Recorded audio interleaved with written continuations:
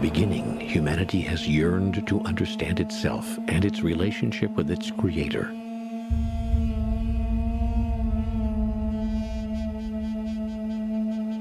In the days of Moses, the Creator was known as the God of our forefathers, or the God of Abraham, but there was no real name for the divine creative presence.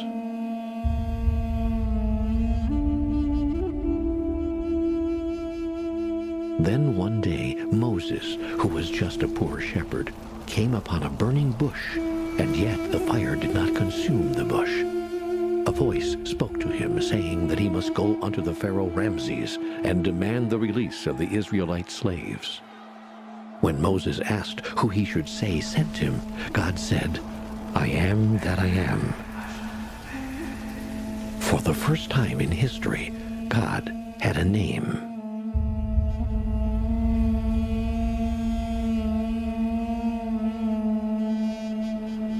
Armed with the power of God's name, I am that I am, Moses produced some of the greatest miracles of the Bible.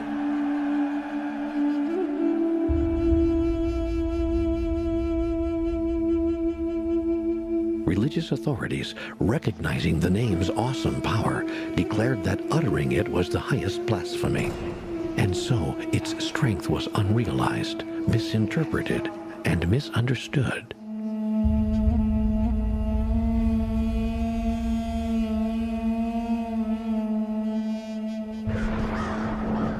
Moses never reached the Promised Land, nor did the code that could unlock the awesome power of God's name and set all of humanity free.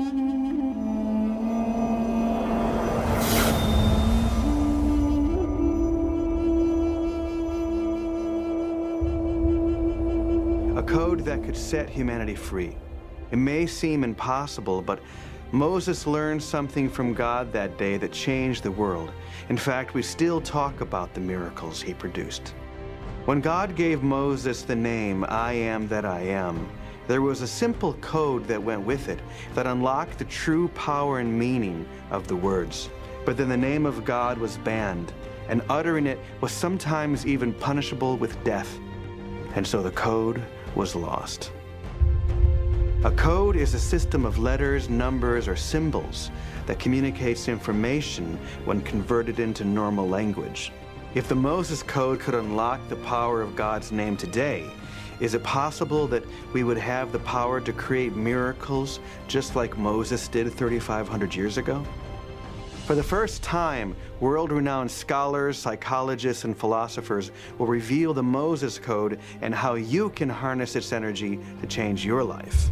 Today we have the power to destroy the world many times over, but the Moses Code unleashes a new kind of power, one that creates worlds and helps us fulfill our individual and collective destiny. Incredibly, the Moses Code is far simpler than you may have imagined. Most of us were taught that the name given to Moses was, I am that I am. That doesn't make sense without the code. In reality, the name was much simpler. The Moses Code is a common symbol, something that we see and experience every day. The Moses Code is a comma. The Moses Code is a comma? A comma. I don't think so. I am that I am with a comma. We're not saying that the Moses Code is a comma. We're saying the Moses Code needs a comma. I am that, comma, I am. The very name of God, I am that I am, has intrigued me for many, many years. When I was a child, I was told this by the adults around me. I am that I am, saith the Lord. And I thought, what in the world does that mean? I am that I am. Then one day a spiritual teacher said to me, I want you to change your life in 24 hours. I want you to walk down the street for 60 minutes today, and I want you to look at everything you see, and I want you to identify personally with that, whatever it is, the grass, the flowers, other people, the wino, the rich person driving by, the chauffeur-driven Cadillac, whatever it is.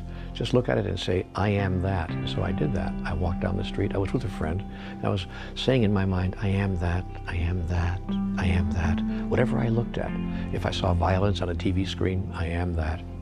If I saw something beautiful happening in the park between a mother and a daughter, I am that. I was just saying that to myself and allowing myself to identify with all that is. And the friend that I was with looked at me and said, "What are you doing?" And I said, "Oh, I'm just saying I am that." She said to me, "No, you're not that. You're not that. You're you." I said, "No, I am that. You don't understand. I really am that." She says, "No, you're you. You're really mixed up in your head." I said, "Listen to me. I am that. I am." And then I said, "Oh my God, did you hear what I just said? I just said, I am that. I am." The great name of God, I am that I am, has been misunderstood from the beginning of time. It's simply God's simple way, God's very human way of saying an enormous truth. I am that. I am. This is the presence of God saying, I am that. Everywhere you see me. People used to say God is in everything. Really, everything is in God. God isn't just saying that I created that. God is this field, this presence that is everywhere in its fullness. God is saying, I am that. I am that. I am that person. I am that. I am that experience. I am that. I am every that there is. Many of us are still stuck at kind of a fifth grade idea of God. And so we have, I am that I am is this man in the sky with a white flowing beard and these big long flowing robes. God made us in its image, and we've been trying to return the favor ever since, meaning that we've made God in a man's image. And this I am that I am is out there, ready to decide capriciously whether to bless us or punish us for certain things. Now, of course, God can't be jealous because God's the only game in town. God is infinite, omnipresent, omnipotent, omniscient, so there's nothing for God to be jealous of. So that was a primitive mindset, projecting human emotions onto forces they didn't understand. And we project that presence outward instead of having a relationship with that presence inwardly. If God actually is each one of us, then that would mean that each one of us is an embodiment of God. If that's true, then what would the possibilities be? What could we create? So we're walking to the wall now, where we're going to join thousands of other people encircling the entire old city of Jerusalem. But before we go there, we're going to explore 3 keys for unlocking the experience of being an embodiment of God, actually feeling it in our bodies. And we're going to use 3 letters to do that, G-O-D, to help make it easier for us to remember. When these keys are applied to our lives, then we'll be able to turn that simple comma into one of the most transformative tools in history. The first key for experiencing ourselves as an embodiment of God is giving.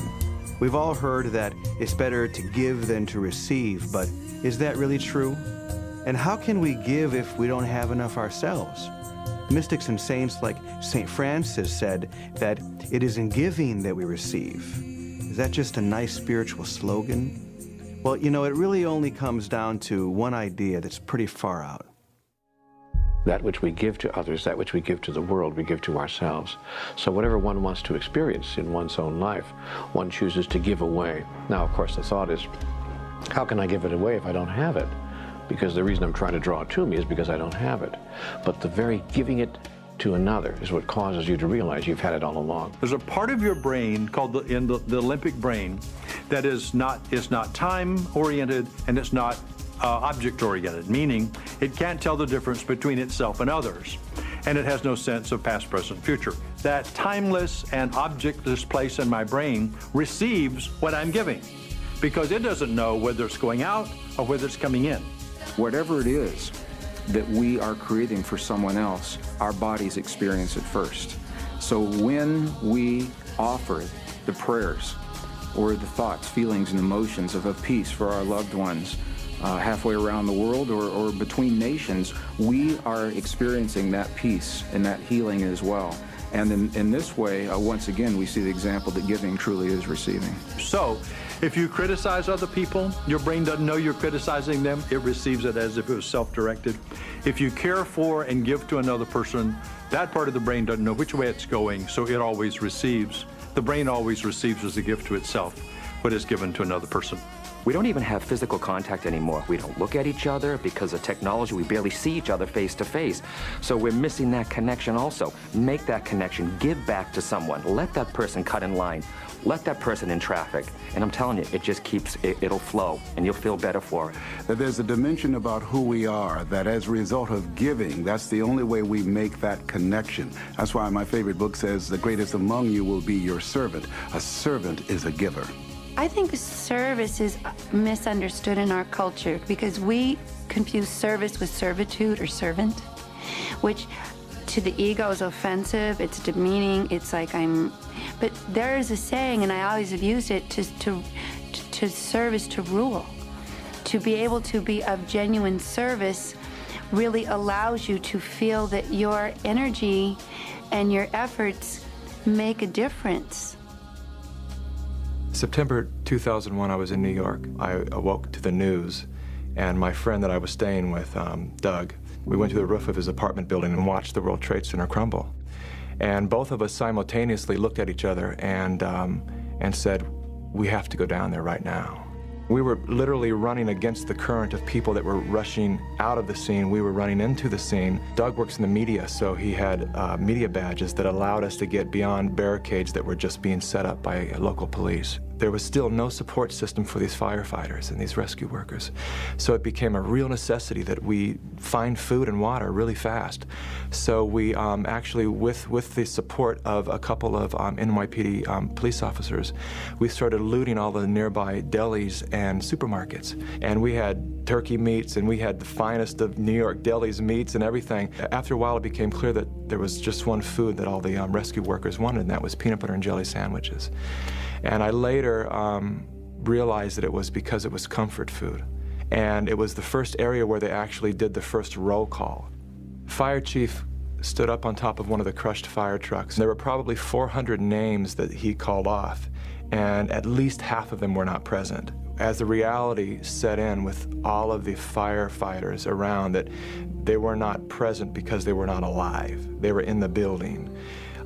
They started to literally crumble like dominoes all around us. They fell to their knees, they sat on curbs, and these big hardened men were just in tears. The earth movers came in to clear the way for all of the rescue vehicles, and Wall Street was lined with fine automobiles, so the only way to move them was to literally push them over with these earth movers. They just flipped the cars one at a time, all the way down the road, flipping cars out of the way. And I watched these material items go from being this beautiful car that I was drilling over to just being trash in seconds. We watched them, we just stood there, you know, like 12 guys going, oh my God, how can they do that? But then it became really clear to me that it's like, that was so irrelevant to the task of finding people alive that all of the material world was just garbage at that point. It didn't matter. I had suited up, you know, rescue workers' uniform, basically, with the respirator and everything on.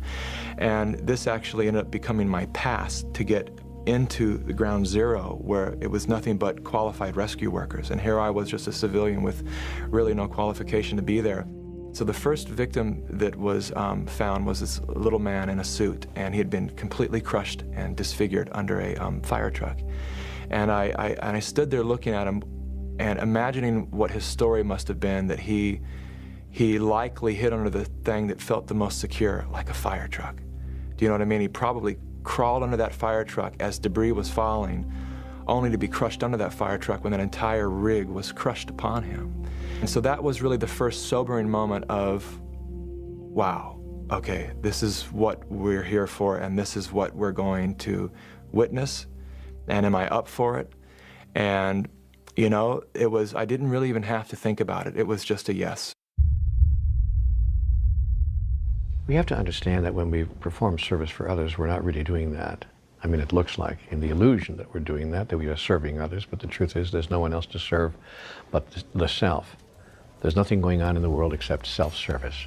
The more you give, the more you receive.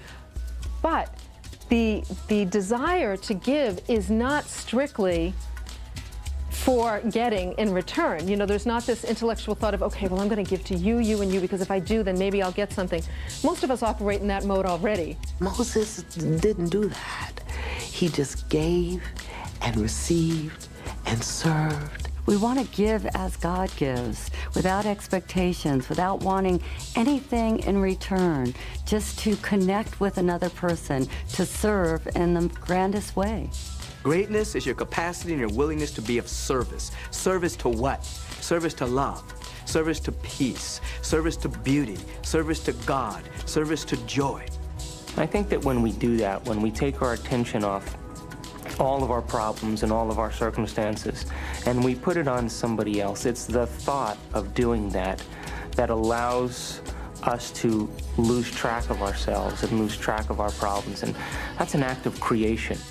Recently, I was inspired by my own son, Bo, who was having a bar mitzvah, and the rabbi explained to him that the mitzvah was really in the stretch, going beyond what he felt comfortable doing. What kind of challenges do you feel like you faced and that you had to overcome to do this great mitzvah? I'm giving away all my money, so that's always hard. What kind of project are you going to do? I'm raising money to build a school in a poor part of Uganda. He decided that he would build a school. An entire school? Yeah, a 7-room schoolhouse. And donate 100% of his money. Moses did exactly the same thing you're doing, Bo. He left his comfort zone to do something good for people that desperately needed it. The village where Bo's project is going to be built is called Chikoiro. And the difference between a child going to school and not going to school is really the difference between life and death for many children. It says, Bo, I've decided to put my money towards the school. We've received money from over 500 people. That's great. How old is she? She's only 12. That's weird. No, I think that's beautiful. I know, that's awesome. They were just ecstatic, and they really got that this was a child helping children. How does it feel to be a philanthropist? What's a philanthropist? This has been a tremendous opportunity, not just for the children of Chikoiro, but for kids in the U.S. to get the idea that there's more that they can do. There are some people that don't have the capacity to receive the good that wants to come into their life, and they end up becoming martyrs. They end up burning themselves out because they give, but they never replenish themselves through being available to the presence, expressing through them through receptivity. The couples who proceed slowly in therapy, the couples who seem to never get there, and no matter what happens in the relationship, they just don't, quote, really improve, have what we call a defense against receiving. They have no receptors for letting stuff in, not only letting love in, but letting compliments in, letting positive statements in, letting appreciation in. To surrender yourself enough to be able to receive, first from God, the Holy Spirit, and then from those around you, I think is one of the most sacred acts that we perform. The complete whole state is an individual that gives with ease and with grace. They're here to give, to share their gifts, their time, their talents, their capacities, while at the same time they're in tune with the fundamental order of existence, their real being, and they're receptive to this flow through them. They can receive love, they can receive intuitive hits, they can receive wisdom and guidance, they can receive the beauty that is everywhere. So there's a complete cycle, and ultimately giving and receiving are one. Most of us have heard prophets and sages and enlightened beings say that we're all one. But we look out at the world and we see separation everywhere, so how can that be true? Does that mean that I'm one with Jack the Ripper as well as Mother Teresa? Does that mean that I'm one with you? Are these just airy-fairy ideas, or could this be the next step in all of us realizing that we're actually an embodiment of God? The fundamental principle that you find encoded in all major religions, all authentic spiritual paths, is this spiritual idea called oneness. That we are at one with life, we're at one with the presence of God, we're at one with each other. We find that in all the traditions. Hear, O Israel, the Lord our God is one. One presence, one power. The Atman, the Buddha nature, the Christed one. It's in quantum physics. Rupert Sheldrake, the unified field, one presence everywhere. This oftentimes doesn't seem to square with physical evidence. primarily because the average individual sees the world through the filter of a sense of separation. They see the world through their senses. And if you're more in the ego, then you're going to sense survival fear, this angst that you've got to get yours, that it's all about getting. Through spiritual practices, you go beyond the sensory realm and you enter into a field where you see, not with eyesight, but with insight, that everything is connected. The scientists, the quantum scientists would call it a unified field that is everywhere in its fullness, that is undivided. That's what being awake means, is to say, well, I'm dancing in this illusion of separateness, but I'm not separate. For once an individual is broken through, then all the things on the surface that seem separate begin to work together for our good, because we're now in tune with everything on the invisible level. So you end up working not harder, but you end up working a lot cleaner, a lot easier, because you're in tune with all of life. So you're not trying to make something happen on the surface, you're trying to make something welcome on the invisible side of life. So oneness is the primary principle. It's the linchpin of power. We're at one with God, one with love, one with life, one with all the power that there is. Until we're willing to embrace the totality of our humanity and our divinity, we can never be in oneness, because we're taught to say, I'm not that. We're taught to say, you know, I see something I don't like, so I don't want to be that, and we push that part of ourselves aside. And at times, all of us, including myself, at times find it hard to be at one with someone or someones that either don't agree with us or that have values that would be we believe to be totally destructive. These days, I'm having a lot of trouble with phony people. And I can see that I don't like that part of myself, that I'm always searching for ways to be more authentic and more real and show more of myself, even as a teacher. I finally went to take my first nap in 40 plus hours. I really don't know. It was kind of timeless there. And I found an apartment building that had been completely abandoned. And so I went into the lobby of this apartment building, and I found a couch, and I dusted it off, and I laid down on the couch with my face against the back of the couch, and I cuddled up, and I bundled up, and probably about a half hour into my sleepless nap, I could feel the little man, the first victim that we found, the little man in the suit. I could feel him kneeling behind me, and I could see it vividly. He was kneeling behind me, his disfigured face staring at the back of my head. I could feel his breath on the back of my neck, and I was pretty terrified.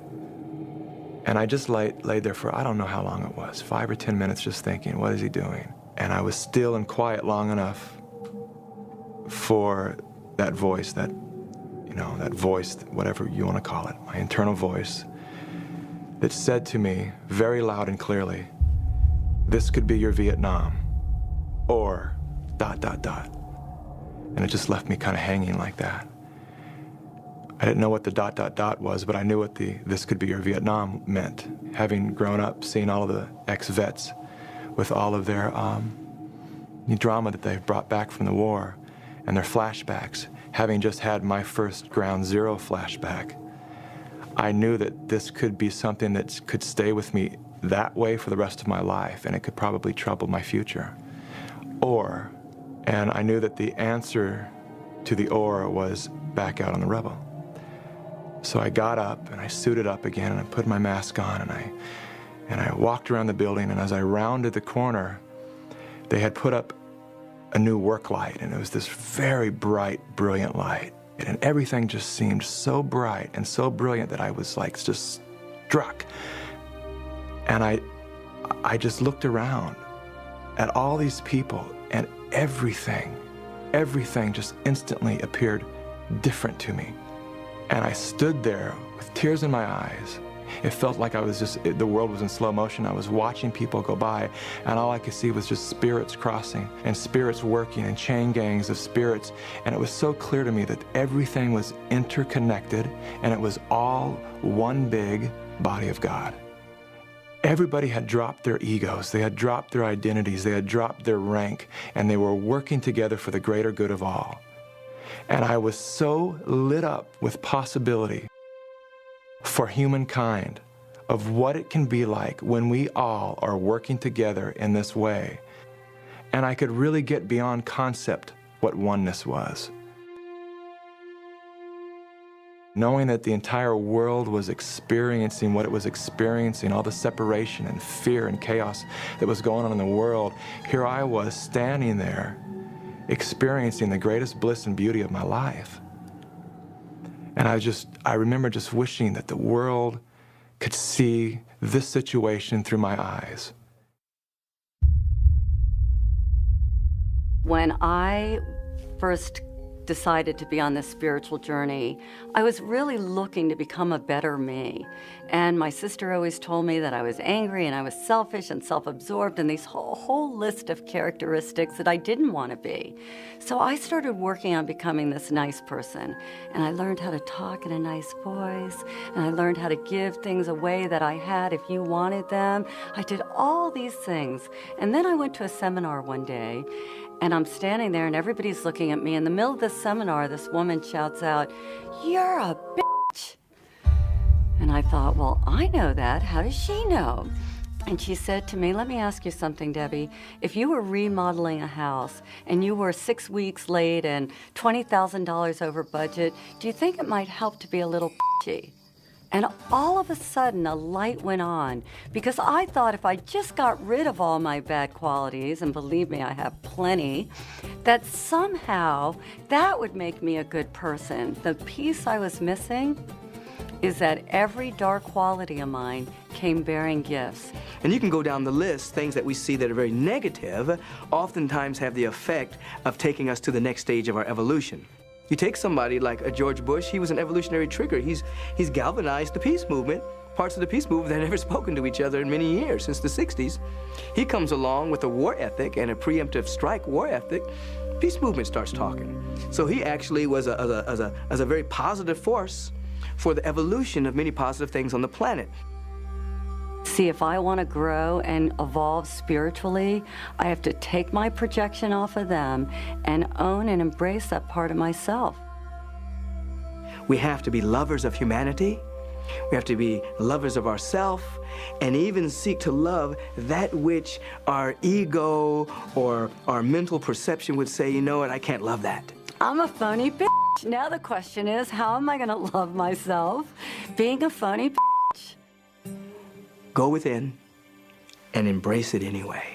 And even as I say this, they're probably going to bleep me out, because nobody can bear that they might be a phony bitch. So then they've got to shut me down, and we all have to pretend like we're not that. People get confused in this conversation because they'll say, well, I'm not a murderer, or I'm not a rapist.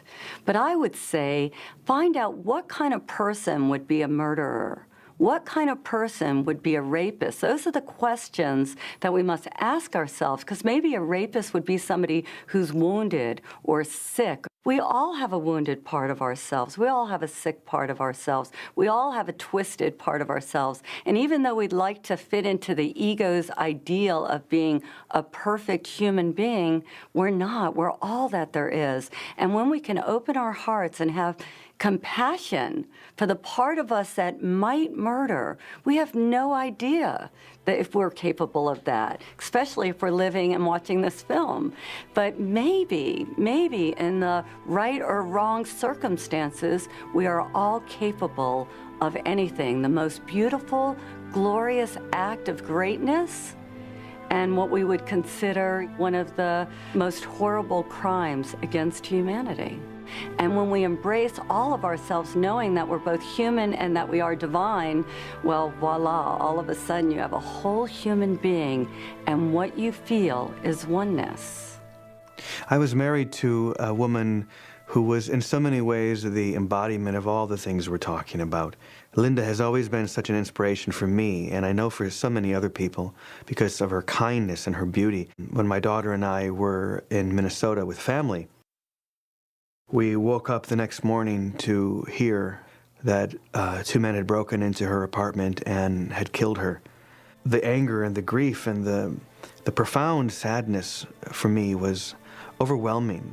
My daughter and I and a couple of others, we were talking and crying. It was very late at night, and my cell phone was beeping because the battery was wearing down. And so I just hit the button to turn the power off, but for the first time it didn't go off. Something very different happened. And the one and only picture that I had of Linda on my phone flashed full screen and froze there, and we felt her so profoundly connected with us.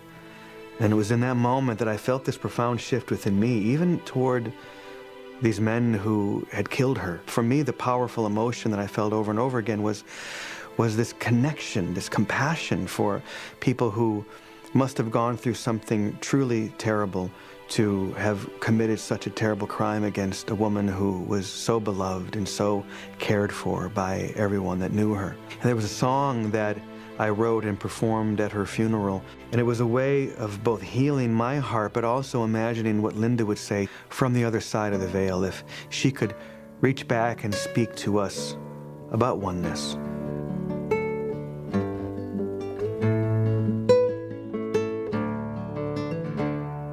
And if ever you forget me, just call me by my name, and my soul, it will answer time and time again. And if ever you should leave me, I'm never really gone. You can find me deep within you, in the one.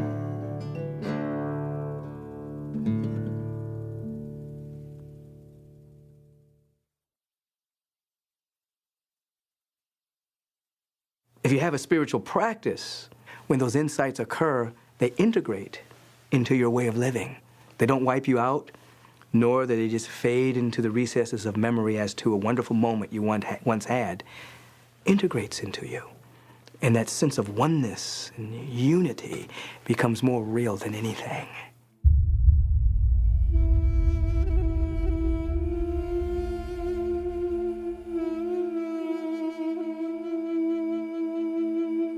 Do you have a destiny? Moses believed that his destiny was to lead the Israelites out of Egypt into the Promised Land, while on the other hand, Forrest Gump felt that life is like a box of chocolates and you never know what you're going to get. It can be a little scary trying to tackle an idea so big, but it might be worth another look, since the final key to experiencing yourself as an embodiment of God is to uncover your deepest yearning and your reason for living. The calling is always upon us.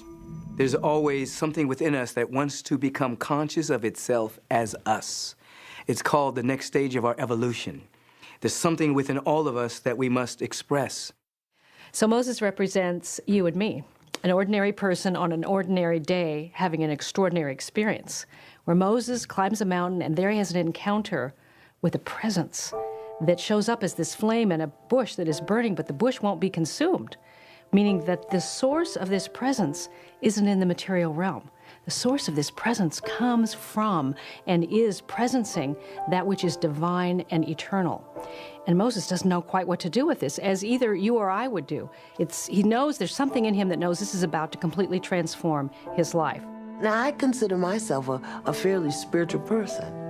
But if I was sitting here today and the bush were to start burning, in my mind, I'd go get the fire extinguisher. The bush is always glowing. I had an opportunity to be with a powerful shaman in Africa a few years ago, and we were traveling at night, and I was kind of stumbling, and they were just walking through the jungle like it was daylight. And we went out to a clearing and had this very powerful experience out there, and after the experience, everything was lit up. Everything was aglow with this fire. The leaves were on fire, the ground was on fire, everything was aglow. And I was aware that these individuals that were taking me through the jungle, they were seeing like this. They had this night vision that allowed them to see the luminosity from all of nature. And in that instant, I had the same thing. I had that kind of a spiritual night vision that allowed me to see that everything was ablaze with the Spirit of God. And I thought about Moses seeing the burning bush. At that moment, he was in transcendent awareness, that he could see clearly that God is everywhere and everything is aglow with this fire, this power, and this presence. Moses was having a good day. When Moses asks the bush, asks this flame, asks this presence, "Who are you?" he hears, "I am that I am." And we don't know whether the conversation is actually audible in human terms or it's a transmission from the knower that is everywhere present into his heart. But nevertheless, this communication says something. And the communication is this: there is a journey that you are to take. Joseph Campbell would later call that the hero's journey. That there's a journey that is for each one of us to take, that takes us from our local, temporal, egoistic point of view or self to an understanding, a person of destiny, a person of wholeness and completeness, and that journey is the Moses journey. Moses didn't think he was worthy, and so that unworthiness combined with willingness provided a space for the presence of God to come through, because Moses wasn't blocking God out with his ego. So the rest of the story is both a literal story, a historic story, but it's also a meta story. It's a story of you and the story of me. And all the characters in that story are parts of ourselves. So Moses is then told that he must go and free the slaves, and he is to take them to the promised land, or to fulfillment, to the land of milk and honey. And he questions, I can't do this. I mean, he stutters, he can't speak well. He's like, who am I to do this? And you and I feel the same way. When a dream, an idea, a calling, something calls to us about make a difference, give something, do something in your local community, do something for the world, do something for your family, do something. And right away we feel like, oh, I'm not up to it. I don't have what is required. I'm not enough for that. I think everyone has to come to grips with the fact that if there's a destiny within all of us, there's something calling all of us, and we are presently not the person that can deliver that destiny. We grow into it as we say yes to it. There's an old statement that God does not call the qualified, God qualifies the called. So that when we answer that call, then the presence qualifies you. It qualified me. I didn't have all of the skills, I didn't have the resources, I didn't have the money, I didn't have the space, didn't have anything. But God qualified me through my yes. So people showed up, resources showed up, buildings showed up, individuals who could catch the vision that I was articulating showed up, and then I changed, I grew. So the person that said yes is not the same person sitting here today. The person that's sitting here today saying yes to the next stage of the vision will not be the person that inherits and articulates and manifests that aspect of the vision. We're constantly evolving and growing and unfolding based on our ability and our willingness and our capacity to say, yes, I'm willing, yes. And so Moses agrees to the journey. And there's that part of us that says yes to our own destiny, that says yes to our purpose as we discover it. And then, of course, comes having to encounter Pharaoh. Not only the historic Pharaoh, but the personal Pharaoh. The personal Pharaoh is our intellect. It's the part of us that's all made in agreement with the kingdom of our lives as we've known it, with everything just as it is, the status quo, the comfort zone. And then there's this part of us that wants to emerge, this part of us that wants to make a difference. And there's a whole argument that goes on internally about, no, I'm not about to make that change. And ultimately, in this story, which is your story and my story, the hero's journey, the trouble builds up, the trouble gets tougher, things get more and more complicated, and finally, in desperation, Pharaoh says, okay, go ahead, take the people and go. Now, the thing that I find very interesting about Moses is that he had a speech impediment. We don't know what kind it was, but one might think, why would God choose someone with a speech impediment, let's say a stutter, to deliver 4,000, however many, unruly Israelites into a new way of being? So here they are fussing and arguing among themselves, and Moses with his speech impediment, you would say, why does God have such a sense of humor? And you say, why would he choose Moses? one of the reasons why God could use him is because of his humility. And oftentimes, people that seem that they're lacking something within themselves, they become great vessels and great vehicles for the power of God to express through, because there's nothing to inhibit the flow from expressing through them.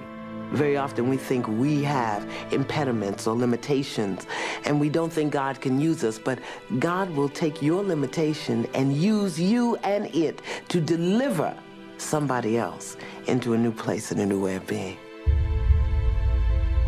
So the sea opens, and then the real journey begins, because they spent 40 years in the desert.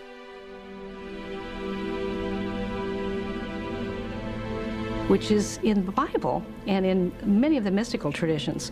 40 is symbolic of simply this: the amount of time required for transformation. Noah has 40 days in the flood. Jesus has 40 days on the Mount of Temptation. Moses has 40 years in the desert. It's the amount of time required for the transformation. And for some of us, this is our 40th moment right now. Watching this right now, we know that this is the moment when the life we've lived is not sufficient to the purpose that we're being called for. I think it's useful for us to understand why the soul came to the body. Now, the soul came into physicality in order that it might experience itself, express itself in the physical world as who it really is, thus to know itself in its own experience. So the fear is that if we identify the I am that I am with the I am that I am, that somehow it makes us pretending to be something we're not being, or taking on something. But what if it's just the opposite? What if by saying that I am an opportunity for the I am that I am to presence divine love through my hands this day to a child that I'm teaching, or to an old person I'm helping carry the groceries, or to someone that I call who's in pain or hurting in some way, and I'm the voice that comforts them? What if when we give ourselves just the possibility that if we allow ourselves, the I am that I am might be an avenue through which the I am, that is God, that is the presence, that is the power of life itself, might find a way, an entry point to make a difference for good right here on planet Earth. But we got to be careful here, because when the ego starts to think that it's God, it just gets arrogant, it gets greedy, it takes us over completely. It's not a pretty picture. We have to dip into our soul, to our essence, in order to be all that there is. The difficulty is this: we're a mixture of a constellation of different identities that have emerged for different reasons. We're mothers, we're fathers, we're brothers, we're sisters, we're employers, we're employees. There's all kinds of identities, and every single identity is pulling upon our energy for its survival. However, there is a central identity, which is the I am presence. There's a central identity which is not in comparison with all other identities or in comparison with anybody else. It's the image and likeness of God. It's a unique configuration of infinite potential, infinite possibility. And within that core identity, it is speaking, it's calling our real name and inviting us to greatness. It's inviting us to be more ourselves. Remember, it's the still small voice. We have to get quiet enough to hear it. And through spiritual practice of prayer, lowly listening, meditation, after a while you're able to tell the difference between the voice of one of the constellation of shifting identities or the true voice that's coming from your soul that wants you to be great. And the definition of greatness is your capacity and your willingness to serve. When we get past survival, when we get past those small-minded things, then the only thing the soul wants to do is to make a difference, to give to humanity. What can I do? There's so much you can do, you can't even believe it. Right at the end of your fingertips is a whole world of your possible creation. And it is ignited, it is inspired, it is embraced, and it is in fact experienced in extraordinary ways the moment you decide to be in service, not just to the world, but to the world of your own creation. When that central voice begins to speak, and it's still and it's small, it's calling you to a greater degree of service, and a greater degree of serving humankind, a greater degree of serving your family, a greater degree of serving everyone you come in contact with. That's one of the ways you can tell the difference between that voice. Is it calling you to serve, or is it calling you just to take care of yourself? If it's calling you just to take care of yourself, it may be coming from the ego. The question often rises for us, so how do I know the difference between God's will and my will, and do I have a will? What do I do with my will? And my understanding of that is that, where is God? Jesus said the kingdom of God is within you. So within us, we know we have the Pharaoh part, or the intellect, or the part of us that argues for circumstances that we know. And then there's the prophetic part, or there's the part of us that does have a destiny, that does have a call to make a difference for good. And so when we align the Pharaoh with the heart, then we align our will with God's will. When we enact creation, we are emulating the Creator. And the result of that is that we feel good. We feel love, we feel expanded.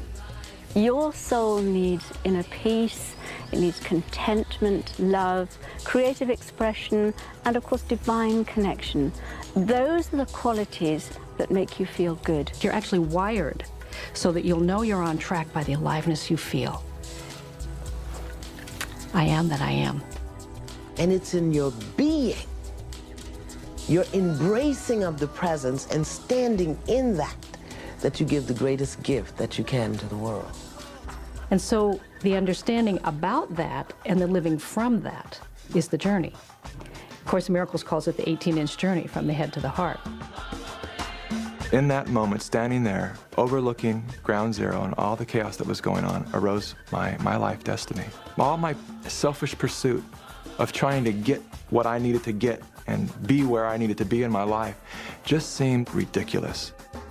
I knew that from that point on, my life would be about all of us. It would be about community.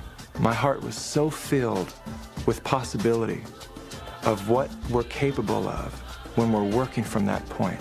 Because I know it's possible, my whole life now has been about recreating that community. It is the catalyst for my wanting to create Elevate Film Festival, which is, when you really break it down, it's just a community of people who understand this oneness that I'm talking about. Can we bring people into an experience that's so much bigger than who we think we are, that we can experience that level of oneness? Because when you do, there's nothing more beautiful in this lifetime and this experience. There's nothing greater than that.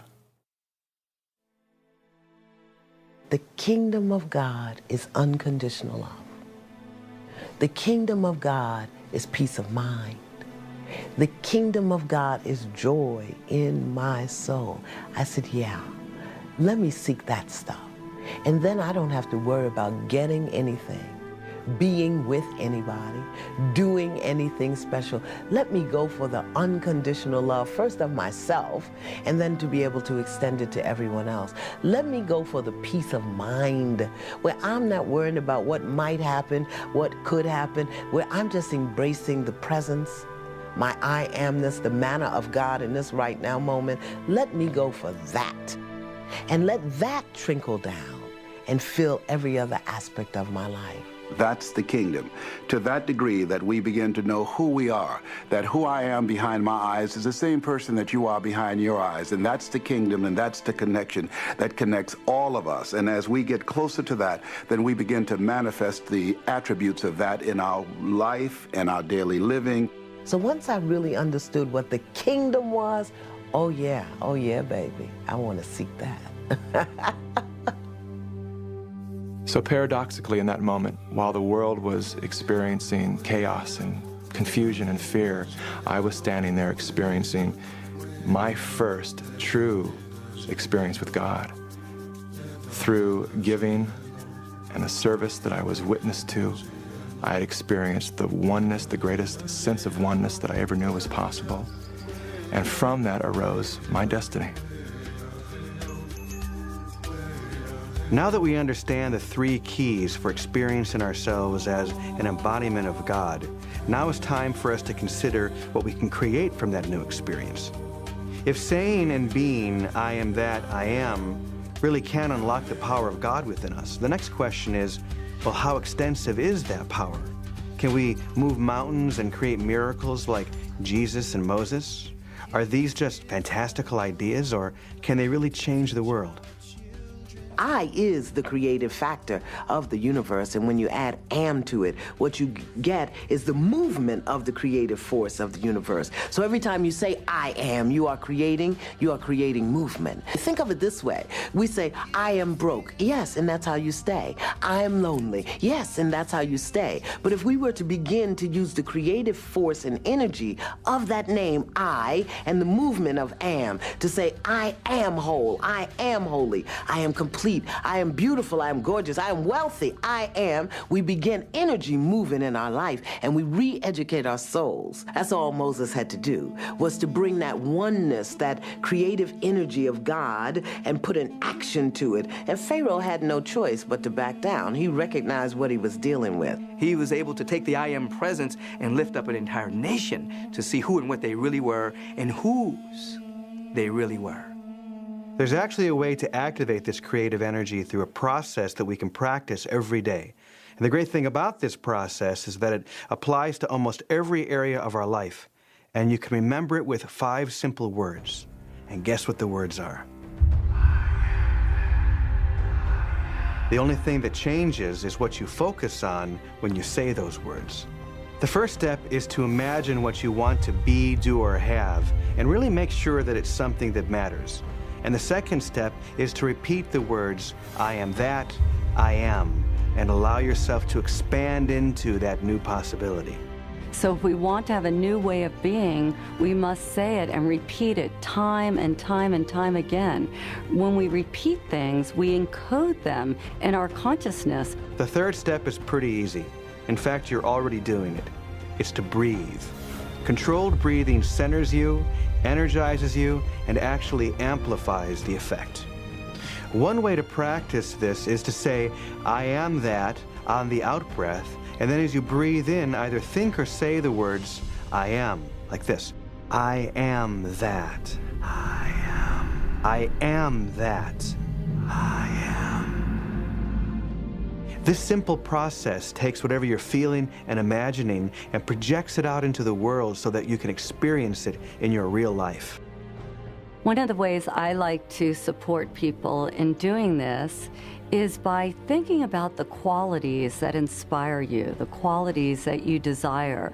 See somebody, maybe you know them or maybe you've read about them, in your awareness. Bring that image of them very close to you, and then just close your eyes and start repeating, I am that, I am. Really allowing yourself to encode that image, that way of being, and those qualities right into yourself. I am the joy I want to experience. I am the peace I want to experience. I am the beauty I want to realize. I am the abundance I want to realize.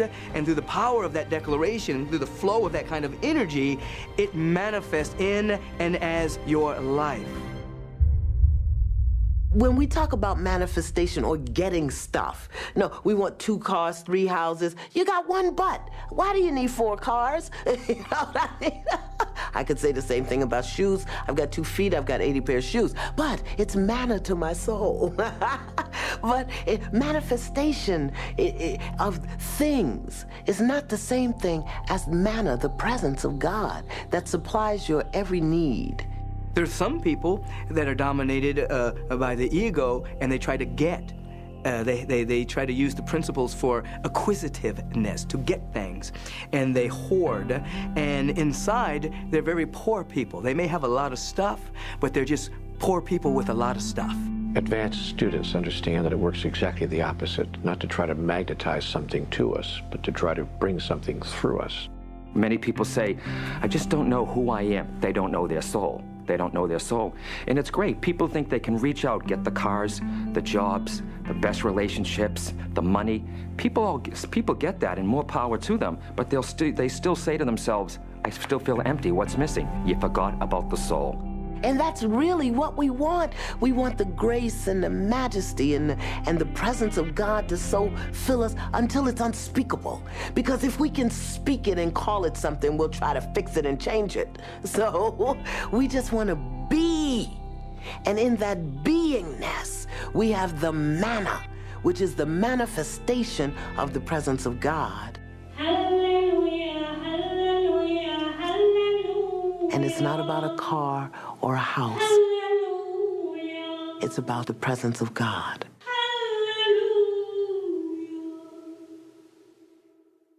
Truly embodying the God presence isn't just about being saintly and having this upward connection to the divine that we would call mystical and enlightened, but it also requires that we fully inhabit our bodies and fully be in our sensuality, our sexuality, and really combine and fuse those energies. Love is God, God is love. So you are God, you are love. And when you use that energy of love, God will always say yes. It will manifest exactly what you want.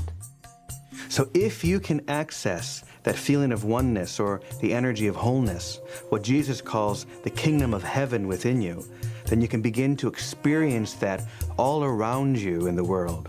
But if we have an idea that something other than the kingdom of God is something we would seek after, then we will create, because we are so powerful, we will create in our own illusion that which is not of the heaven of which we dream. That is, we'll create our own hell on earth.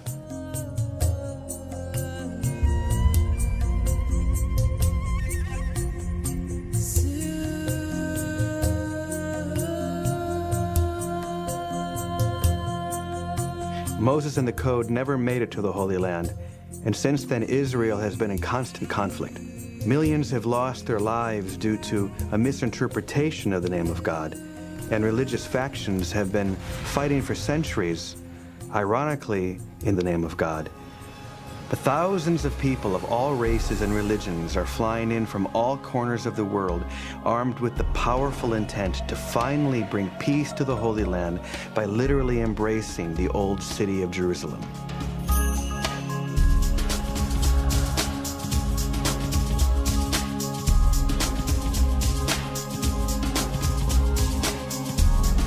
At the time of the hug and before, it is important for us to keep our pure intention and relax. So we're walking to the wall now, where we're going to join thousands of other people encircling the entire old city of Jerusalem. Can you stretch the line?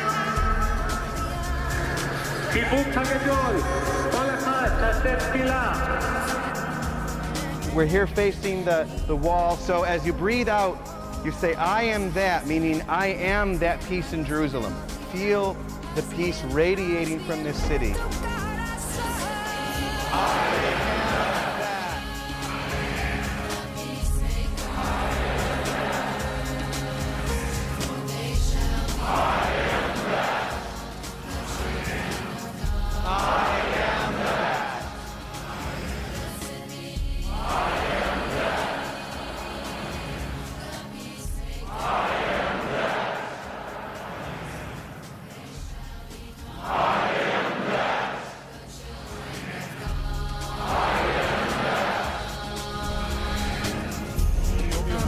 שחגגנו ככה בגשם בשבוע שעבר לא מסתיימים. הנה הפעם מחבקים את ירושלים. And so, 3,500 years later, Moses' journey is complete by delivering the true meaning of the name of God to the Holy Land. It began with a conversation, but continues today through each one of us. The door has been unlocked. Now it's up to us to step into a new world.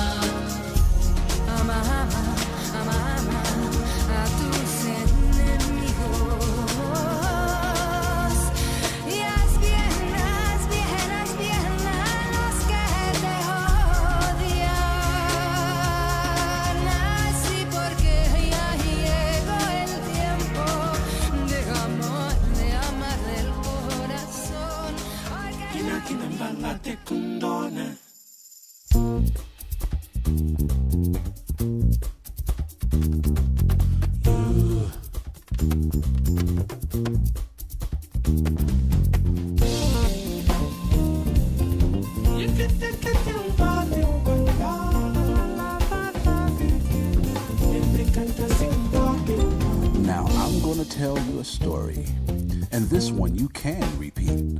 I saw God the other day, just walking down the street. I said, hold on just a minute.